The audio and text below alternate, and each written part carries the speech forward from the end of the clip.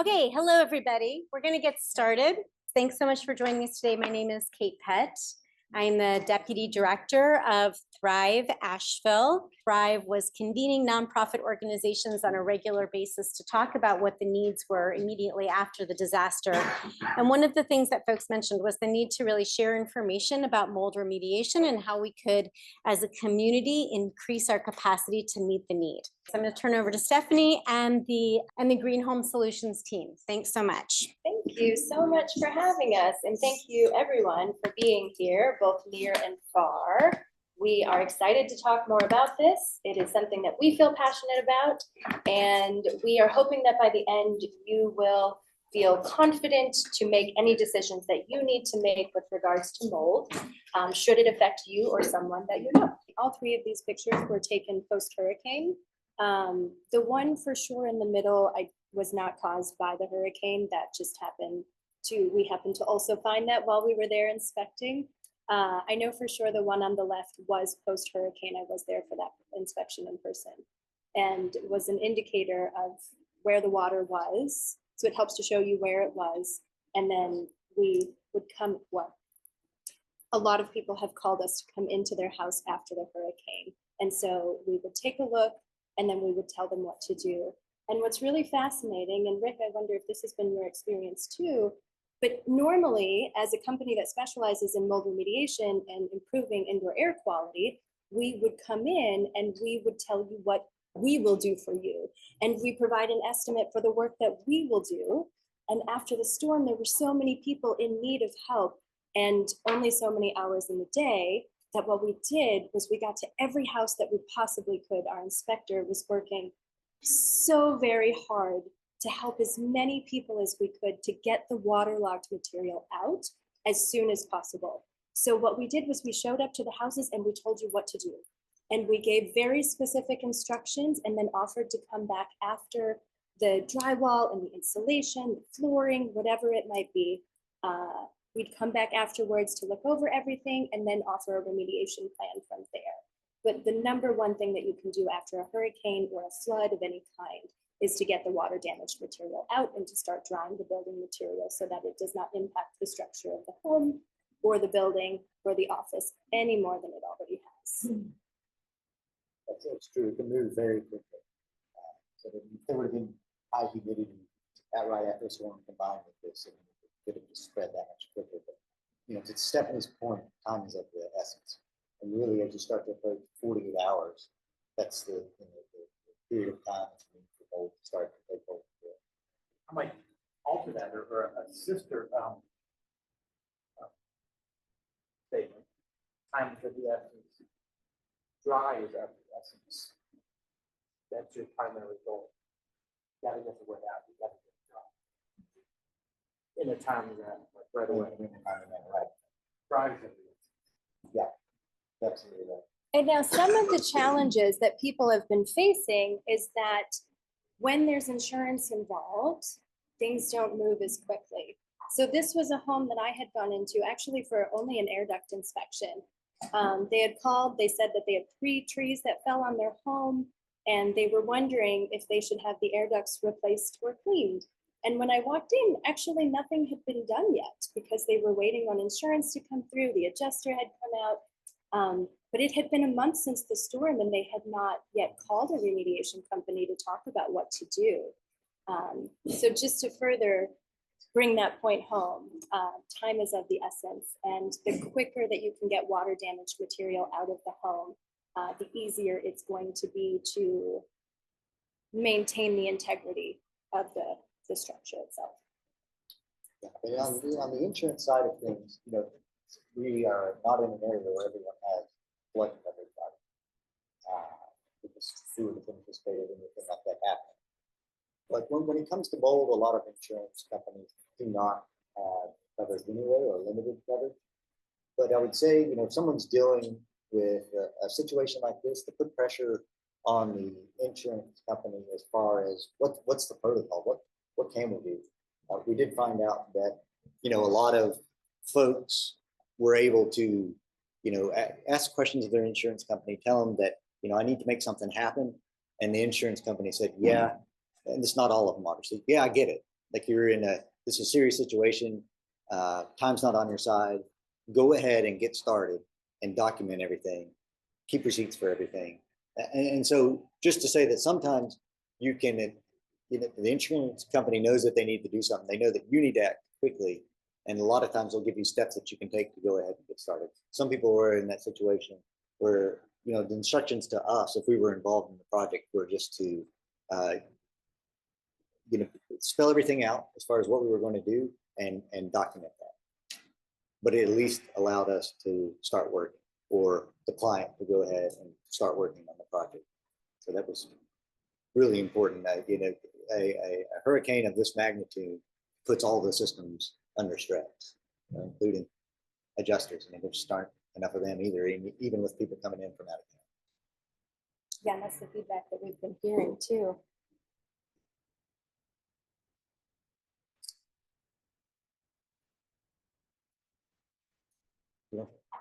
Rick, do you want to talk on health risks of mold?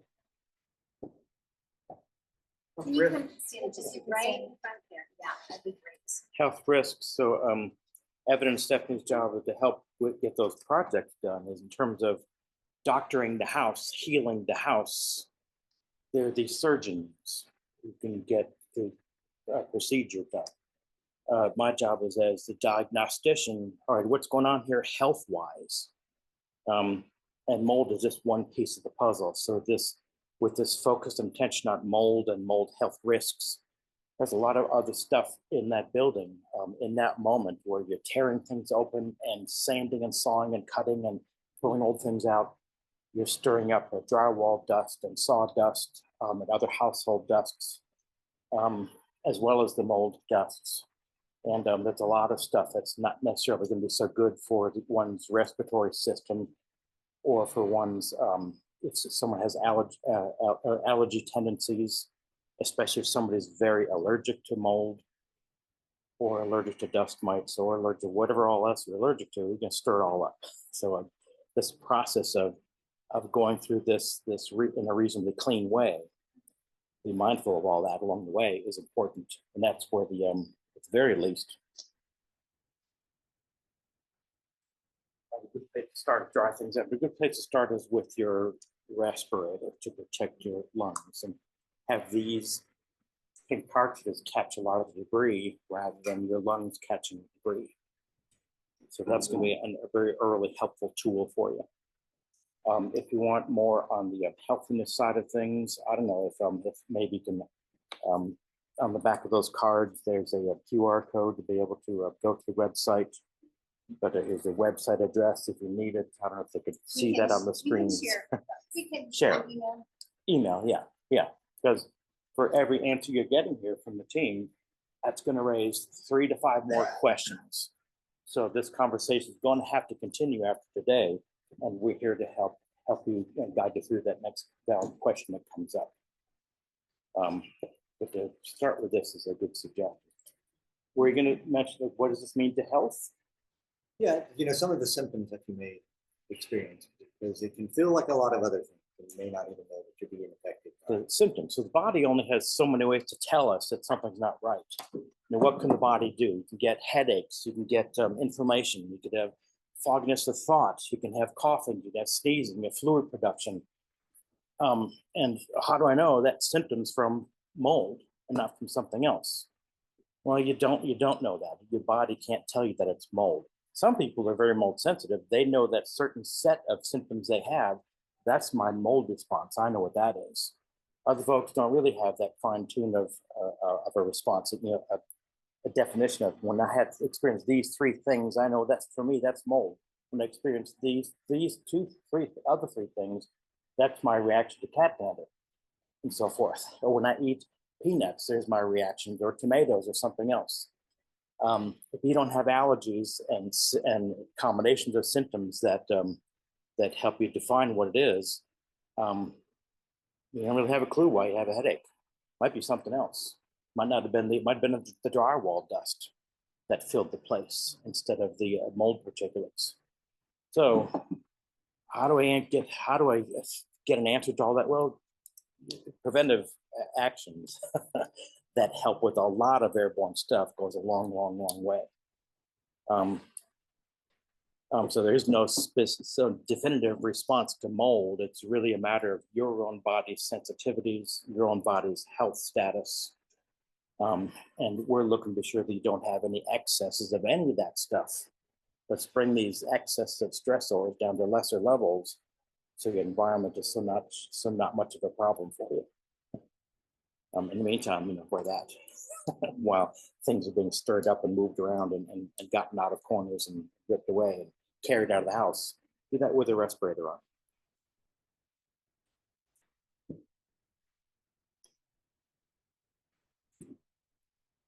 So how does this impact the home or the office or the building? And structural damage is the number one concern. We are also absolutely concerned about the health of the occupants of the home, the building, or the office. And both of those are what is going to be a top priority when we're remediating after a hurricane or a flood of any kind. So odors. Odors can be a big one. Every house that we have walked into pretty much since the flood, you can tell the second you walk in whether there's mold in the house. It'll start to stuff up your sinuses. You might start to get a headache. There's a few different indicators, but that smell, once it's there, can be challenging to get rid of on your own without some really heavy duty products. Do either of you want to talk some more on structural damage? Just to review and people are really requesting. Oh, to be more right there in something. front of Alright. the camera, that would be really helpful. So, I mean, Stephanie's right. Just be aware of odors. There's a couple different ways that you can tell. And, the visual that we were pointing out that may be present, and then odors. And then, you can suspect how you feel. And then if it's high humidity or you have that sense of it feeling really humid in the space, and that could set off a red flag. Or obviously, if you see any physical water anywhere, you would know to be concerned about, is there mold growth in this space? This water's been here for a while. I need to start checking moisture content of things or doing some demo and really looking around because, water can get in things and behind things. So when water comes in, it may dry out in the main space, but it could still be, behind your baseboards, behind your drywall, down in your crawl space. And that's something to think about as well is, what condition, if it's on a slab, obviously there's nothing under that concrete slab. But if it's on a crawl space and, it got flooded, people may, they may not think they have an issue because it didn't make it up to their living space. But if there's been standing water in the crawl space, they are prone to experience fungal growth as well and needs to be checked out. I would say, anyone post-storm that has a crawl space needs to take a look under there and see what condition it's in. Because even those that aren't close to a river or have never experienced a problem before, we've gone into spaces like that where people are like, oh, this is, mine's encapsulated already, or this has never happened. It's just we got so much wind and water in a short period of time that kind of the norm went out the window. So if you have a crawl space or anyone has a crawl space, it is a good time now to take a look down there and see what condition it is in. Do the flashlight test on some of the floor joists and see what kind of condition they're in. Is there any growth there? Any standing water still? What does the vapor barrier look like? Things like that. But now, as I said, if no one's checked their crawl space, it is a opportune time to take a look down there. Typically, around 40 to 50% of your indoor air is made up of your crawl space air if you have a crawl space.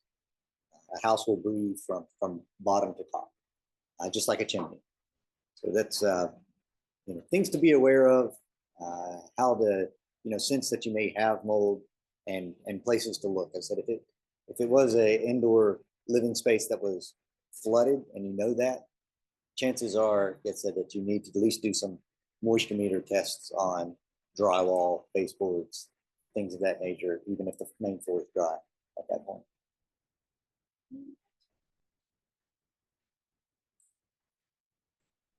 Yes, Is that, I mean, is that something? it is. Yeah. Let's It- repeat that. So the question was, when it comes to a vapor barrier in a crawl space, is that something that should be of concern, maybe be replaced? And the answer is yes. Um, they will, a lot of times, even if it's an encapsulated, like the floors that we put down for crawl space encapsulations are mold resistant. They actually won't grow mold themselves, but all the debris and dust and things on top of that vapor barrier will. And if it's reached that point where, it's heavily laden with debris and has a lot of fungal growth, the best solution would be to discard. Or if it's been, there was a lot of potentially contaminated soil that washed into some people's spaces. And if that has covered the vapor barrier or gotten under it because they live next to, say, the Swananoa River or something like that, then our advice in a situation like that is going to be to pull all those materials out as well. Even if possible, maybe take that, top layer of silt or dirt out if that's even feasible. But there is, going to be the need to remove some of those materials and do some disinfection in those type spaces. Over time, just touch on the one more thing with structural damage. Over time, heavy moisture exposure, prolonged moisture exposure will just eventually lead to rot of the building materials. And so we go into some crawl spaces or open up some walls, say it's behind a bathtub and it's been happening for 3 or 4 years. And we get to the framing of the house, where that room is framed out, find that there is a lot of mold back there, but maybe it's not even structurally sound anymore because it's had moisture exposure for such a long time that the wood is just rotten. And so at that point, we want to clean up the area, disinfect it, but you may be looking at, some slight, that contracting building work that needs to take place before it looks like a normal room. Again, before you're going back with drywall, insulation, and things like that. So, to the point made earlier, like the quickness of which you can get it dry makes a huge difference in what the end result's going to be like. And will hopefully reduce the overall investment that's needed. So let's jump in so that we can honor everybody's time. Yeah. Let's go ahead and jump into some things that people can do themselves, and then how to know when it's best to call in someone that specializes in mold remediation. Go ahead. Sure. So safety first, of course. As Rick was saying, whether it's an N95 at the bare minimum, or if you can get a more substantial kind of mask to wear, is really, really, really going to be beneficial. Like we were saying, and I just want to stress again, everyone's reaction to mold is going to be very different. I've worked with clients that have spent the last 20 years in the same house, sleeping side by side, and one experiences pretty severe reactions to mold and the other experiences almost nothing. So for everybody, it's just going to depend on your immune system in terms of how you respond to it and how severe that might be. So in terms of safety, not only the mask, but you also want to make sure that the space is structurally sound to be operating in. First and foremost, if you have any concerns about that, please call in a professional or an engineer or someone to assess the space before you get started. Let's switch back and forth. Yeah, well, and just anything that you can do to protect your health. You can do respirators best, but containment. If you're working in one space that's heavily contaminated, but the rest of the house is not, it can be as simple as painter's tape and drop cloths, plastic drop cloths, and you tape up the doors and things like that to limit the amount of particulate matter that can pass from one space to another. So yeah, be conscious of your health. The more safety measures you can take, the better. Remove, the damaged building material. That's kind of item one. If you're not having to pump out water or anything like that first, get rid of all the damaged stuff. and throw it away. For drywall, you can cut it out. That's can't really, if it's very light, surface mold on the paint, it may be something that can be remediated. If it's gone into the material, absorbed in the material itself, that's just needs to be discarded. And drywall comes in 4-foot widths. So if you're trying to get rid of it and setting it up for the contractor that's going to come in after you do the demo and remediation, think about a 1 or 2 foot or a 4-foot track. They could create pieces out of a full sheet of drywall to go back with that. And then after you do the demo and you have the drying practices going on, then you're ready to start remediating at that point. And we'll go through and we'll have some time for Q&A if anyone has any specific questions, but essentially anything that has been impacted by the flood, specifically the hurricane, if you have personal items in the house, those should come out first. And then you'll want to start on any areas within the home that did experience water intrusion or flood. The very first thing that you can do when you're looking at drywall is you can take off the baseboard, and you'll learn a lot about what's going on inside that inner wall. You'd be surprised how many times you look at the baseboard and it doesn't look bad, and then you take it off and you find a substantial amount of mold behind it. So you would start with the baseboard, and then you do your flood cuts. And Evan had really great advice, because it's just going to save you money if you pay attention to where you're cutting.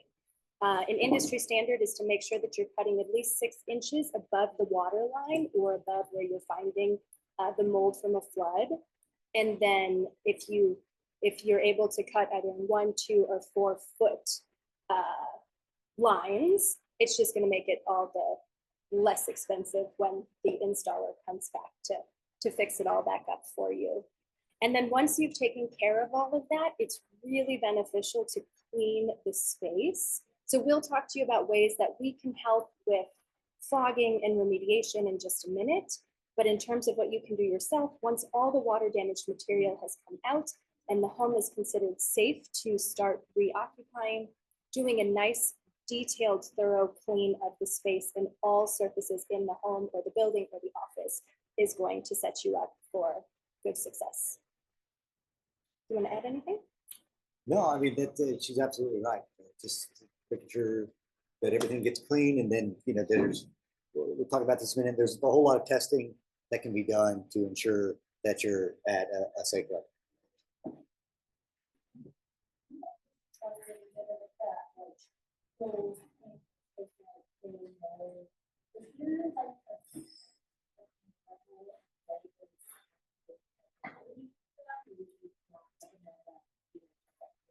So the question is it okay? When is it okay to use kills, and when would you not want to use kills? Did I say that right? Yeah. Okay. I'll let you speak on that. Well, I mean, you would still want to remediate the spot first. Can't really look at kills as a remediation product itself. And then the determination would be, is that building material still solid? If it's, say, a nasty spot on your ceiling, it has the actual material itself degraded to the point where it's, not still structurally sound. But I would say that, you can get by with using kills where there has been mold growth, but remediate first, because even though it's antimicrobial, I still don't consider it a remediation product itself. So remediate, let it dry, make sure it's structurally sound, then paint it with kills, and then go over it with your top coat. Rick, did you want to add anything before we? I heard Stephanie say, and she's right, is boy, that lower part of the wall, when it comes to flooding, it's the lower part of the wall that probably got wetted first. So you start down there, work your way up, then you take out drywall above there. But I got to take out like all the baseboard in my whole room, my whole house, and all the drywall in my whole house. Well, probably not. Hopefully not. Like, how do you know? Like these 2 pieces of structurally sound cardboard. which one's damp, which one's not? Can you tell by looking at it? Well, in this early exploration, how do I know which baseboard is damp? How do I know which section of drywall is damp enough to be supporting mold growth? I can't tell by looking at it necessarily. So while you're at Lowe's or Home Depot online and getting your respirator or N95 filters, also pick up a moisture meter, because you use this for quite a while for the rest of your life, because things are always going to get damp in the rest of your life. Turn the moisture meter on, and it'll tell you what's damp. So I've got dampness. I better have in me. Just picking up, yeah, there's moisture in here when it touches these two pins. Well, is there moisture in this? Well, I can't quite tell by looking at it, or maybe not by feeling it, but then I don't know if I get any reading at all on that moisture meter. Do I get anything on that? Yeah. Because something, there's some moisture in there.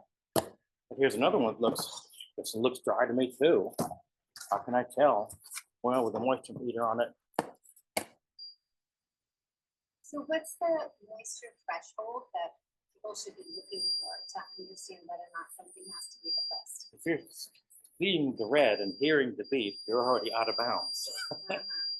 Generally, if you're seeing only 15% or less, you're really in great shape with the single digits. If you're up about 11, 12, 13, okay, 15, okay. Once you're getting past 16, you probably certainly ought to be taking a closer look into that section of drywall, or that behind that baseboard, or that baseball mitt, or whatever, that piece of cardboard box, whatever. So let's say 15% is the cutoff. I'd rather be a bit below there, but once you hit 20, you're probably beeping red already if you're up at 20 or so. So use a moisture meter can help to decide what baseboard trim do I start to take away? Do I take it all out blindly? A wild guess? Well, use a moisture meter to help guide you.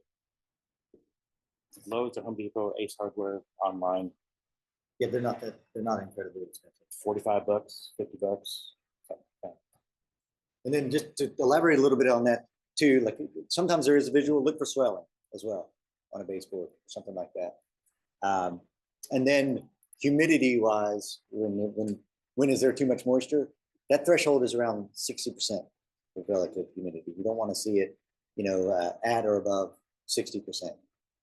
Ideally, your relative humidity range would be in the 30 to 50 neighborhood. So that's for materials. Well, he was saying like 15% is the threshold as far as the air goes. Ideally, it's 30 to 50 in that range. And 60 is your threshold of when you have enough moisture for fungi growth. And so what I want to do is to honor everyone's time, I want to, this last piece that I wanted to let you know, if your air ducts did get water in them, one simple thing that you can do is if you can find them from below, whether it's a basement or a crawl space, set up a bucket under it, and you'll see it sag. And also when you touch it, it won't be light and airy. You'll feel that there's something heavy in there. You can put a slit. Who's ever checked to see if it's time to change the diaper? That feels like It's like the same. Due for a change. Do that to your flexi duct. Oh, this one's due for a change. It's wet inside. I know that feel. Yeah, and so you can cut a slit in it, and as you'll see in this picture on the right, it does show you all the water will come out, and that'll be a good way to just get that out of your air distribution system.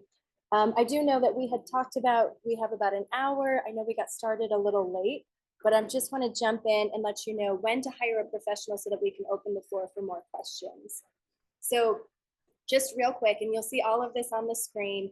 Anytime you feel uncertain, you can always call us, or you can call Rick, or you can call anyone that specializes in this to come out and take a look. We have been offering free inspections at Green Home Solutions post-hurricane. So don't be afraid to call us. If you or anyone in the home is immunocompromised, or if anyone has mold allergies or mold sensitivities, it might be better to outsource the remediation and the demolition.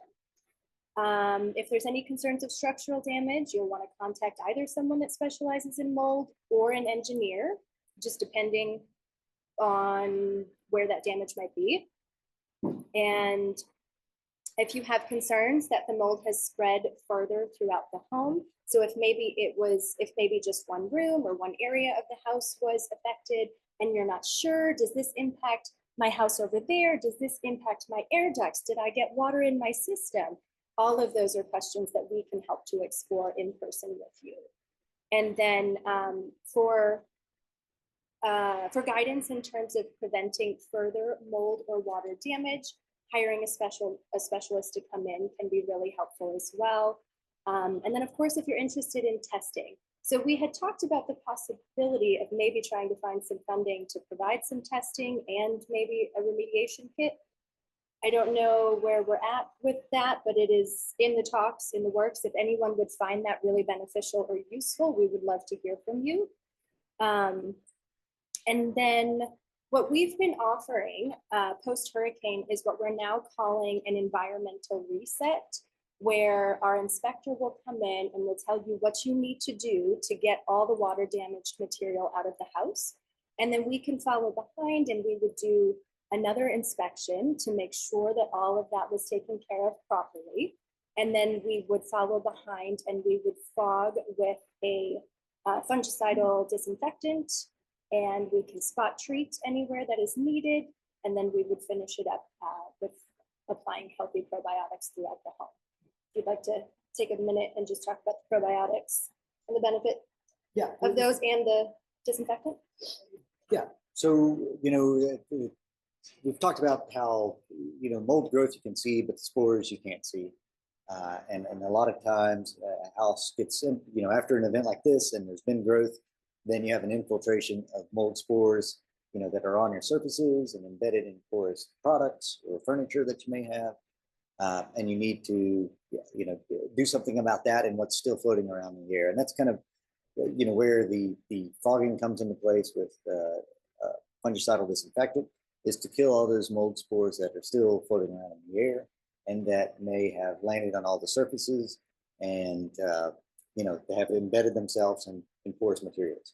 So we would use a disinfectant to kill all those mold spores, or as much of them as possible. It's hard to get. We don't live in a vacuum. So molds everywhere. So a lot of times, we're not going to get down to a zero spore count, nor do we really need to be within safe or healthy parameters. So all that varies a little bit when you're talking about different types of mold. But we would disinfect, get rid of as many mold spores as possible, and then when you're using a disinfectant, it's like wiping a slate clean, and you've gotten rid of these bad mold spores, but you've also killed a lot of the healthy things that may exist in the space, healthy bacteria, things like that. And so one of our processes is coming in after the disinfectant phase and then overloading the environment with healthy bacteria, especially bacteria that's known to consume indoor allergens like pet dander, mold spores, pollen, dust mite waste, things like that. So then you've had your environment essentially reset at that point. And so that's one of the things that after a project's taken place that we're there to support someone with, is to get it back to a healthy space. And that's, that's important too when you're looking at mold remediation, is that health component, not just like, ooh, that looks gross, I want to get rid of it.